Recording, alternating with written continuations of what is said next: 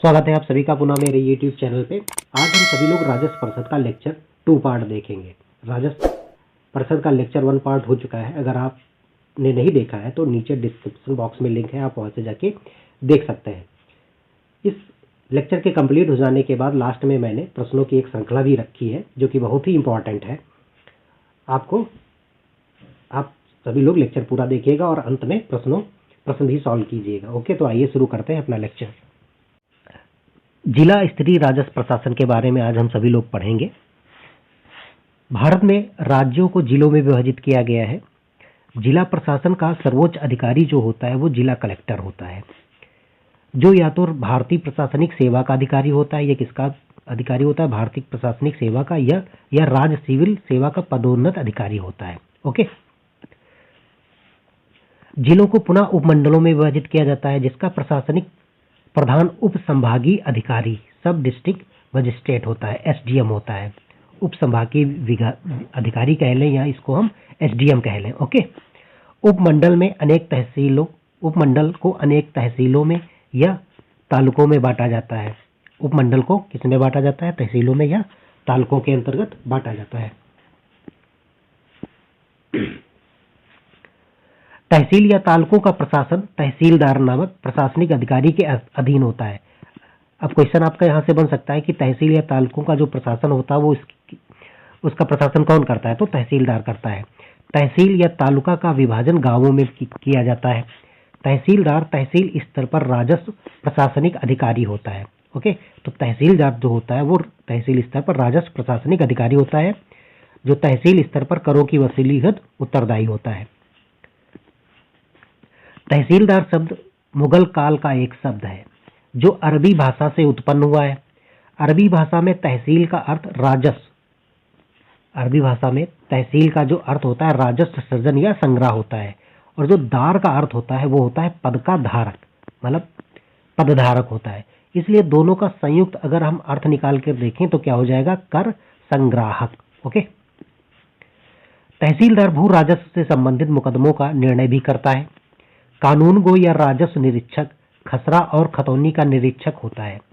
अब कानूनगो क्या होता है? कानूनगो या इसको हम राजस्व निरीक्षक भी बोलते हैं, ये खसरा और खतौनी का निरीक्षक होता है, जिसको हम लोग भूलेख निरीक्षक भी कहते हैं।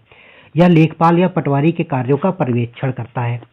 लेखपाल या पटवारी अपने कार्यों में आने वाली भूमि के खसरा एवं खतौनी लेख तैयार करने हेतु उत्तरदायी होता है। ओके, लेखपाल क्या करता है? भूमि के खसरा एवं खतौनी के जो लेख होता है उसको तैयार लेखपाल करता है। अब हम सभी लोग देख लेते हैं जिला स्तर पर जो संरचना है, प्रशासन संरचना है, वो क्या होती है। देखिए ये इधर स्तर दिए हुए हैं। जिले का कौन होता है? अनुभाग उप संभागीय अधिकारी कौन होता है? तहसील का कौन होता है? राजस्व वृत्त का कौन होता है? और हल्का का। देखिए जिले का जो होता है वो जिलाधिकारी होता है। उप संभाग या अनुभाग का जो होता है वो एसडीएम होता है। इसको क्या बोलते हैं? एसडीएम। ओके, उप संभागीय अधिकारी होता है एसडीएम। तहसील का जो होता है वो तहसीलदार होता है। राजस्व वृत्त का जो होता है वो राजस्व निरीक्षक या इसको हम कानूनगो भी कहते हैं। ओके, और जो हल्के का अधिकारी होता है वो लेखपाल होता है। अब देखिए राजस्व न्यायालय के बारे में हम लोग पढ़ लेते हैं कि राजस्व न्यायालय, देखिए राजस्व न्यायालय में नायब तहसीलदार का जो न्यायालय होता है वो सबसे निचला न्यायालय है। तो यहाँ से आपका क्वेश्चन बन सकता है कि राजस्व न्यायालय के अंतर्गत जो सबसे निचला न्यायालय होता है वो किसका होता है? तो नायब तहसीलदार का न्यायालय होता है।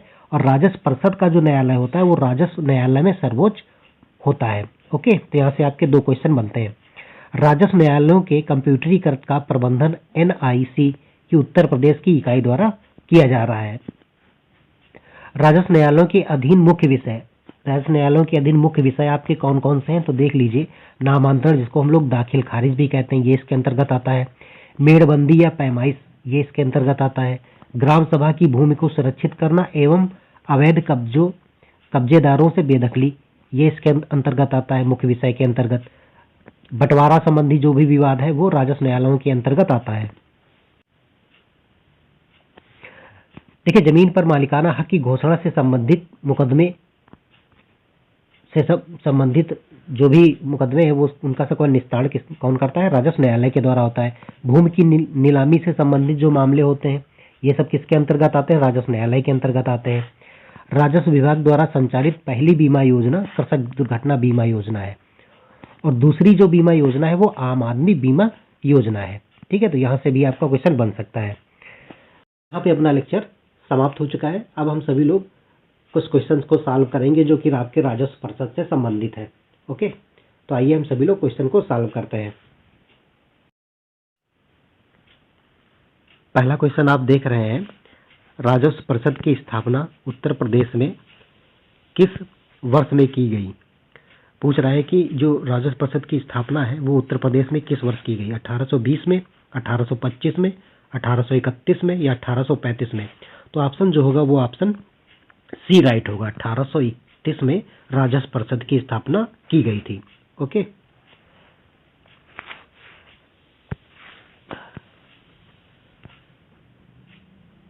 नेक्स्ट क्वेश्चन आप देख रहे हैं, उत्तर प्रदेश में राजस्व परिषद की स्थापना किस जिले में हुई, प्रयागराज, आगरा, बनारस या जौनपुर। तो ये इलाहाबाद में हुई, वर्तमान नाम जो है इसका प्रयागराज में है। तो ऑप्शन ए जो होगा वो राइट होगा।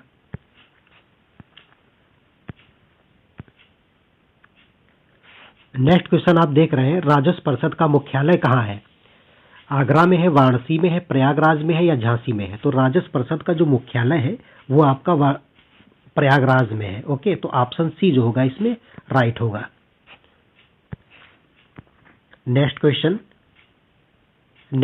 आप देख रहे हैं कि राजस्व ग्रामों का जो सृजन है वो किस राजस्व अनुभाग के अंतर्गत आता है। तो राजस्व ग्रामों का जो सृजन है वो अनुभाग 1 के अंतर्गत आता है या अनुभाग 2 के या अनुभाग 3 के या अनुभाग 4 के। तो राइट ऑप्शन जो होगा वो ऑप्शन ए होगा, अनुभाग 1 के अंतर्गत राजस्व ग्रामों का सृजन आता है। ओके, बढ़ते हैं नेक्स्ट क्वेश्चन की तरफ। कृषि विविधता से संबंधित सूचनाएं इकट्ठा करना किस राजस्व अनुभाग के अंतर्गत आता है। तो देखिए, कृषि विविधता से जो संबंधित कृषि विविधताएं जो आती हैं वो अनुभाग 10 के अंतर्गत आती हैं, 11 के अंतर्गत आती हैं, 12 के अंतर्गत आती हैं या 13 के अंतर्गत आती हैं। तो ऑप्शन बी जो होगा वो राइट होगा, अनुभाग 11 के अंतर्गत कृषि विविधता से संबंधित सूचनाएं आती हैं। ओके, बढ़ते हैं नेक्स्ट क्वेश्चन की तरफ। नेक्स्ट क्वेश्चन आपका है, ग्राम सभाओं के बाजार मेले, तालाबों, जल प्रणालियों से होने वाली आय व्यय संबंधी कार्य किस राजस्व अनुभाग के अंतर्गत आते हैं। अनुभाग 1 के अंतर्गत आते हैं, अनुभाग 2 के अंतर्गत आते हैं या अनुभाग 3 के अंतर्गत आते हैं या अनुभाग 4 के अंतर्गत आते हैं।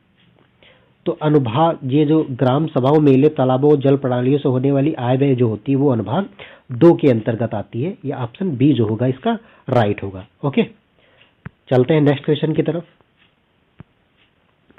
नेक्स्ट क्वेश्चन आप देख रहे हैं, राजस्व परिषद के लिए पदों का सृजन किस राजस्व अनुभाग के अंतर्गत है। राजस्व परिषद के लिए पदों का सृजन, तो पदों का सृजन अनुभाग 5 के अंतर्गत है या अनुभाग 6 के अंतर्गत या अनुभाग 7 के अंतर्गत या अनुभाग 8 के अंतर्गत।